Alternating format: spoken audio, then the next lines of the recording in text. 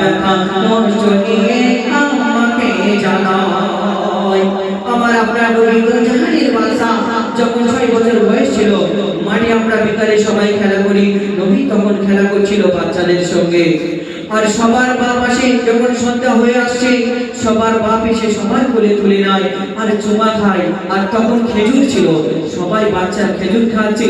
আর আপনার আমার নবী তো জাহানের বাদশা মুখের দিকে তাকিয়ে ভ্যাল ভ্যাল করে তাকিয়ে আছে, আর দুঃখে কষ্টে গিয়ে ছুটে ছুটে মায়ের কাছে বলছে, বলো বলো মা গো আমার বাজি কোথায়। কি বলছে সেই শিশু নবী বলছে, বলো বলো মা গো আমার বাজি কোথায়।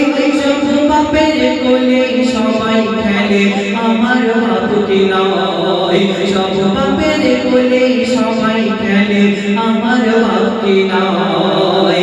মা আমিনা জড়িয়ে ধরে শিশু নবীকে কয়, মা আমিনা জড়িয়ে ধরে শিশু নবীকে কয়, তোমার জন্মের আগে তোমার পিতা নিয়েছে বিদায়, তোমার জন্মের আগে তোমার পিতা নিয়েছে বিদায়।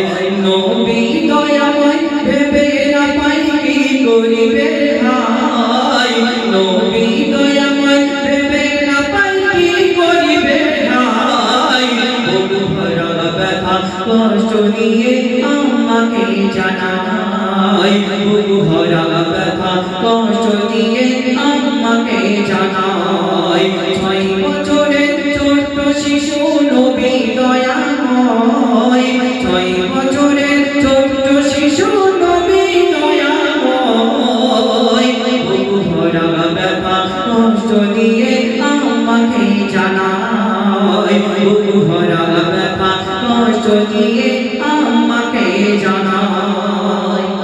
মাকে বলছে, মা গো সবার বাপ দেখি, আমার বাপ তো আমি দেখিনি কোনোদিন, আমার বাপ কোথায়, তুমি আমার নিয়ে চলো মা। মা তখন বলছে, তখন শিশু নবী কি বলছে শোনো, শিশু নবী মায়ের কাছে বাইনা ধরে যায়, যেথায় আমার আব্বাকে নিয়ে যাও সেথায়। শিশু নবী বাইনা ধরে মায়ের কাছে যায়, যেথায় আমার আব্বাকে নিয়ে যাও সেথায়।